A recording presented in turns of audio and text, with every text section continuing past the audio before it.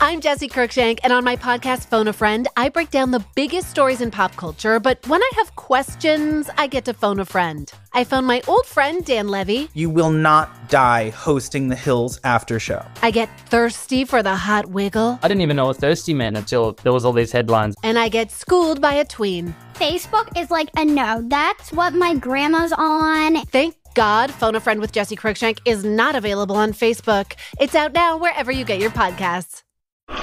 You're listening to a Frequency Podcast Network production in association with City News.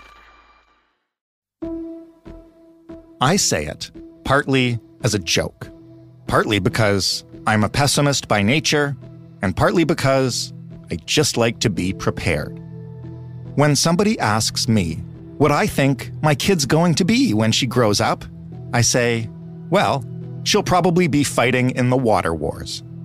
It started as a dumb little dystopian crack, but every few weeks now, we all see a story that makes it seem a little less silly and a little more serious. Water, which, at least in wealthy nations, has been taken for granted for so long that it's been sold off to companies, poured onto golf courses, and wasted by the metric ton on lawns in deserts, is suddenly in increasingly short supply. 7 states along the Colorado River Basin were supposed to have reached a collective agreement on how to use less water from an ever-shrinking river, but they failed to do so. We're just using our buckets from the garage right now and collecting the rainwater. Water restrictions come into effect for millions of Californians shortly as the west coast of America continues to experience a crippling drought that many predict will get even worse during the summer. Water is everything, and you don't have to look far to see how it's drying up. Everywhere you see right here, all of this beach, this used to be underwater. It is the lifeblood of humanity, and it is in short supply. I'm talking about water. A new UN report has revealed the scale of water scarcity across the world on this World Water Day. When the United Nations holds a conference about a vanishing resource, we should probably be paying attention, especially when it comes alongside a report that says demand for water will outstrip our global supply of it by 40% by the year 2030. That kind of math is how conflicts are born. So yeah, all of a sudden, my dumb joke is a lot less funny, and Canada is sitting on a lot of water the world will increasingly not just want, but really need. We are still a long way from an actual war, but the steps we take next will determine if we get there or not. So who owns water anyway, especially water on the border between two nations like, say, some Great Lakes? How much is there, and how quickly will we feel its scarcity? What can be done now to make sure that, first of all, we don't run out, but also that we know how to handle it when things get tight?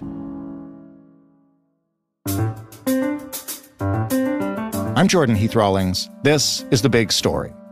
Dr. Jay Famlietti is a hydrologist, a global futures professor at Arizona State University, and the former executive director of the Global Institute for Water Security at the University of Saskatchewan. He is also the host of a podcast called What About Water? Hello, Jay. Hey, thanks for having me. The first thing I want to ask you is going to sound like a joke, and it kind of is, but it's also not. Whenever my wife and I are discussing how to save for our daughter's education in the future, I say, why bother? She's going to end up fighting in the water wars. How unrealistic am I being? Maybe just a little. And I would advise you to keep saving for your kids' educations. You know, those water wars we've always had them and we always will have them. I guess the big question is, how will they escalate and where will they escalate? And, you know, I think they will. I think they will in the coming decades. Really depends on where you live and how scarce the water is. Some real hot spots. India, Pakistan, Bangladesh have always been water scarce and always been arguing over water availability. Middle East, of course, and especially Israel, Jordan, Palestine. Right. And even northern Middle East. So Turkey, Syria, Iraq, Iran. So, you know, it unfortunately it's happening. And I think there's the challenge to this generation to figure out how we can be using water as a vehicle for collaboration rather than conflict. That is a far more comforting answer than I was expecting, even though it's not exactly a positive answer. Well, let's start with saving for your daughter's education, and then we go from there. That makes sense. I want to ask, in terms of, as you say, it's going to escalate and become more serious. There was a study a couple weeks ago that said demand for water will outstrip supply by 2020. What do you make of that, and what happens when that does? Well, first of all, the report is actually a great report. There's a lot to the report and a lot of recommendations for solutions and better governance. So it's maybe a little bit unfortunate that that's the headline that everyone remembers. But look, that's the reality we are facing. We are facing diminishing freshwater availability and a growing population. And it doesn't mean that we're all, going to die imminently because of that. It means that we need to prepare. We know it's happening. It's like climate change. I would say water, in some sense, is taking a backseat to climate change in our efforts towards mitigating climate change. So it's time to elevate water to that level, to the level of carbon. I've written things along the lines of water is the new carbon, meaning it's time for it to get in the front seat along with carbon and get that attention. How is water currently managed, I guess? And we'll get into what could change or needs to change about that in a second. But, who does it actually belong to? And when I look at the Great Lakes that we share with the United States, how do you divide up that water? The world over, it's really people that own the water, okay? What really gets debated is the right to using the water, the right to divert the water, the right to store the water. And for the most part, many countries around the world have inherited this old British water management rule, which really focuses on the surface water, the waters in our rivers and streams. And, it's just some provinces, some states, some countries base it on, does the river run through your property or your country? That's called the riparian right. Or was there a prior appropriation? Was there some kind of legal adjudication that said you can have X percent of the flow and I can have X percent of the flow? So it is complicated. It's actually quite antiquated, and it leaves out groundwater, which is the water that's stored below ground. We have to pump it out. Right. And groundwater is really governed mainly by who owns the land that a well is drilled on. So it's quite, there's no easy answers. It's quite complicated. When you look at the current geopolitical situation, where do you see, you mentioned a couple of places earlier, where do you see water becoming something that can contribute to the tensions that we're already seeing? And what could that look like? We can start closer to home. If we're in Canada, I didn't see in the time that I was there for 5 years, I did not see a lot of interaction amongst the provinces, say with the Saskatchewan River and its flows from Alberta into Saskatchewan, into Manitoba. There's not a lot of basin-wide discussion, basin-wide management happening. And so, that can lead to animosity and that can lead to ill will. In the United States, of course, we have active discussions going on about how to allocate the Colorado River. Of course, it was over-allocated back in the 30s and the 40s. And now we're having to bail out from or modify those agreements. And so I see those tensions actually now happening between states, happening between provinces. And then there's always the local tensions, really, that can happen between neighbors that might share the same groundwater aquifer, for example, and you might be pumping a lot and drawing down the groundwater level and making my well go dry. And so there's always those small-scale skirmishes that have been going on as long as, we've had humanity. And here I've been worrying about wars between countries, and now you've got me thinking about provinces getting pissed off at each other over their own water. Well, yeah, I do. I think that's the reality, right? I guess it's local, eh? All water is local. I mean, it's both. It's local and it's regional and it's global. And what we experience locally really depends on what's happening regionally and globally. But in the case of some of these water conflicts, the water availability that we have access to is often impacted by our neighbors, whether we're sharing groundwater or whether it's an upstream neighbor along a river. So it becomes very local and becomes very personal. This is me asking a really simple science question, but it's something that I think myself and a lot of people want to get straight. Is water a renewable resource? I mean, we know how to clean it and purify it and desalinize it. can't we just use science to make sure we have enough clean water for everyone? I know that sounds ridiculously idealistic, but we could do that if we wanted to, right? Yes, on the science side, yes, we could do that. The challenge becomes so right there you recognize right away that the problem is not just the science problem. It's a political problem, it's a social problem, it's an economic problem. Right. There's political will and a number of other circumstances and constraints that we have to consider. Sure, we could desalinate a bunch of ocean water and we would be fine.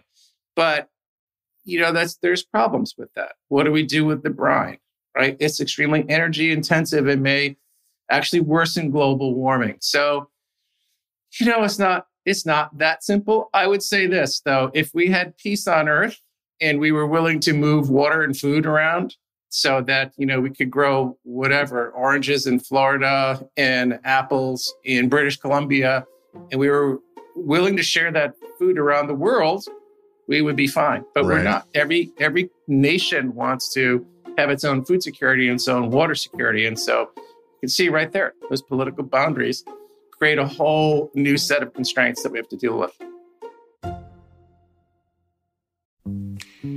I'm Phelan Johnson. And I'm Leah Simone Bowen. We're the hosts of The Secret Life of Canada. For our latest season, we're taking listeners across the country to explore dead malls, Montreal's Jewish history, and we ask the question, why does Alberta have a rat patrol? We also look into our nation's involvement in the so-called Forgotten War in Korea and the almost 70-year ban on the potlatch. The Secret Life of Canada is available now on CBC Listen and everywhere you get your podcasts.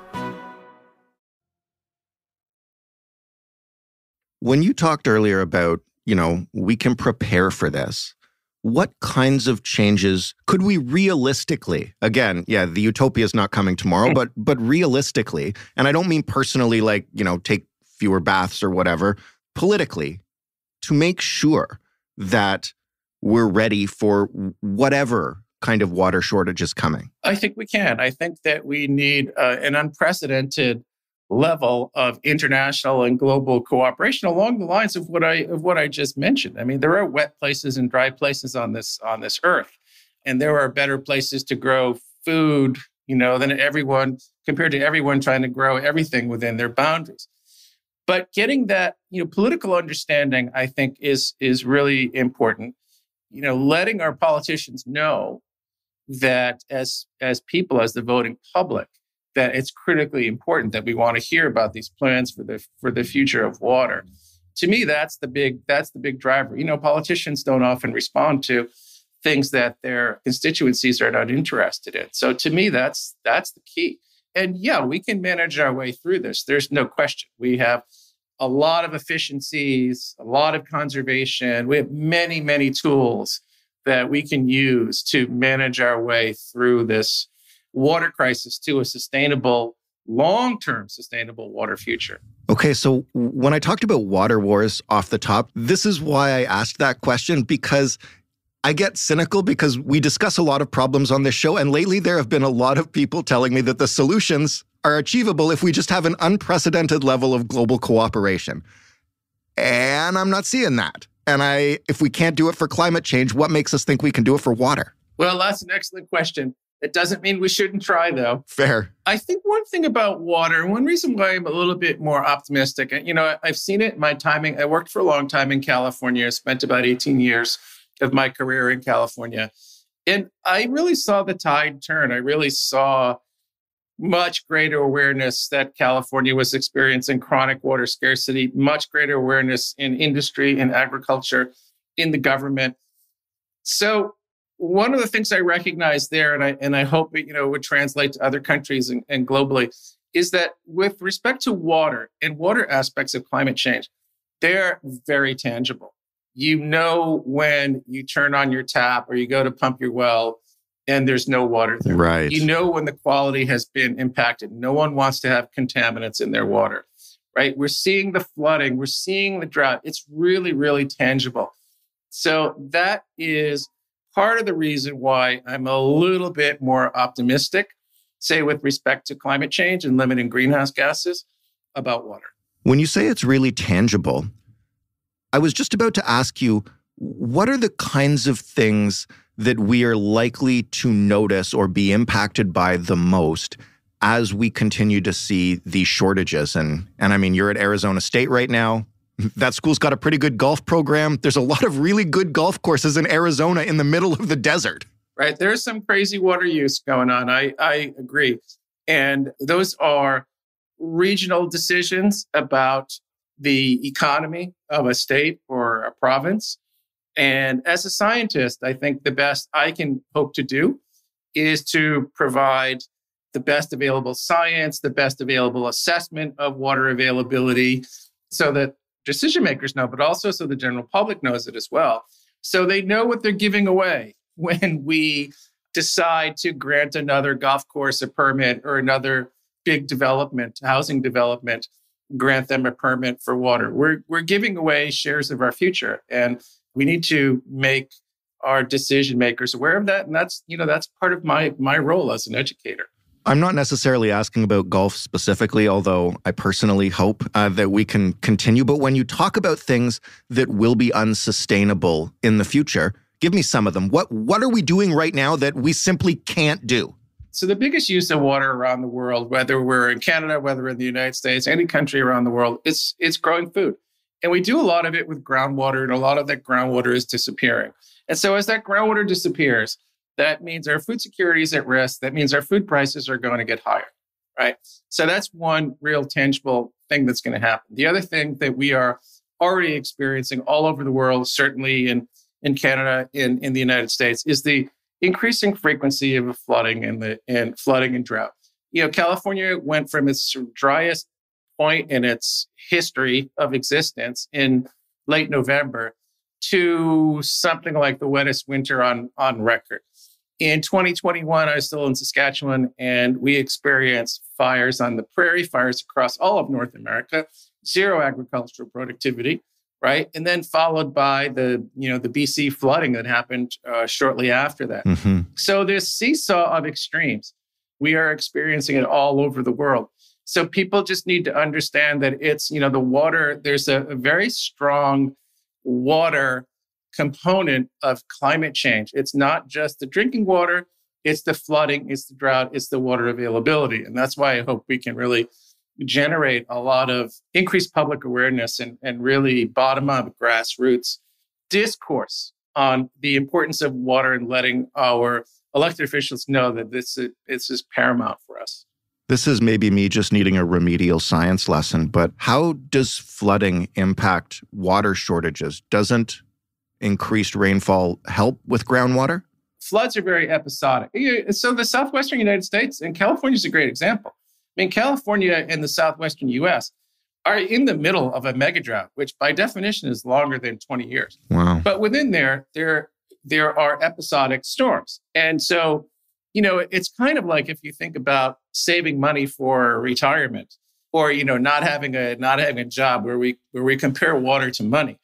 The southwestern United States is broke, but it got a big infusion of cash. And, that cash will be spent over the next couple of years, but we're still broke in the long term. That makes it really easy to understand. So thank you for that. I want to ask about what you see when you think about the future. And I ask this to a lot of our guests when we talk about climate change or the pandemic. And I'm not trying to be a fearmonger. A lot of people are worried when they see headlines like the demand outstrips supply by 2030. When you think about water shortages and the state of water right now, what keeps you up at night?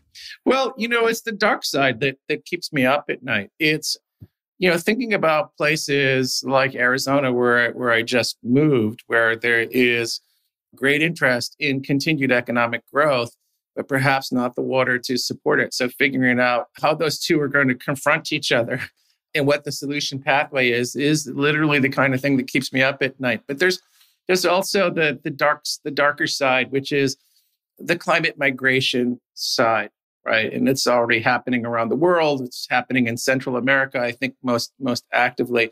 And, where do people go? And what are they going to do? What about their livelihoods when their water situation changes? And that could be the migrant workers that harvest our food in California. If the food system shifts away from California because of lack of water, what happens to all those people? What happens to our indigenous peoples in the north as the permafrost melts and the ground gets very soggy and the snow disappears. And, their whole cultural ways are changing very, very rapidly, at a pace at which they can't really respond. That's the kind of stuff that keeps me up at night. And what gives you hope? After all that. Yeah, you got to give me something. Okay, so there are a lot of things. And, I've touched on some of them. I think that there are solution pathways ahead of us. There are a lot of opportunities to use water more efficiently, to grow food more efficiently, to distribute water more equitably. And there are important conversations on all those fronts. So that gives me hope. But, I always come back to this answer, which is because I'm a professor and because I teach students and because I have graduate students that I train, I do see with every generation of students increasing interest in sustainability, increasing interest in protecting water as a basic human right.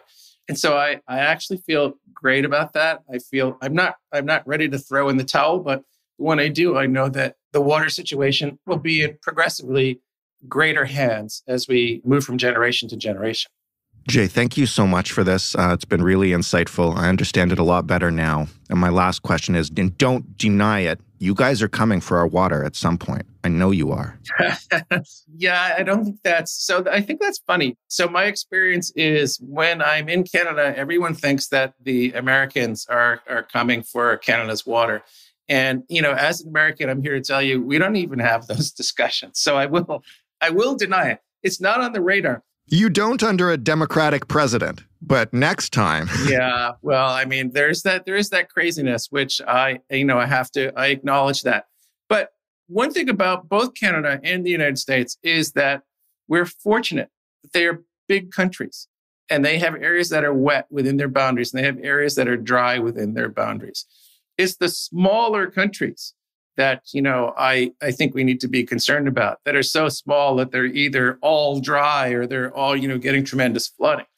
In the United States, we don't want Canadian water, not that it's not awesome. But I think we do a great job of managing it. We have many transboundary waters, not just the Great Lakes. And I think we do a great job of managing it. So again, I think the takeaway is that Canada's a big country, the United States is a big country, and both of them are fortunate to have a lot of water within their boundaries. Thank you again for all this insight and for calming my anxieties. My pleasure. Thank you so much for having me. Jay Famlietti, a hydrologist and professor at the University of Arizona State. And that was The Big Story. Thus concludes our back-to-back episodes on water, one good, one really bad, but enough for you to get a picture of this precious resource. You can find us at thebigstorypodcast.ca. You can talk to us anytime on Twitter at thebigstoryfpn. And you can email us, hello@thebigstorypodcast.ca. If you'd like to listen to more episodes of this podcast or share it with a friend, you can find it in whatever podcast player you prefer, or by asking your smart speaker to play The Big Story Podcast. By the way, we'd love it if you'd share us with a friend. That's the real way podcasts grow. Thanks for listening. I'm Jordan Heath Rawlings. We'll talk tomorrow.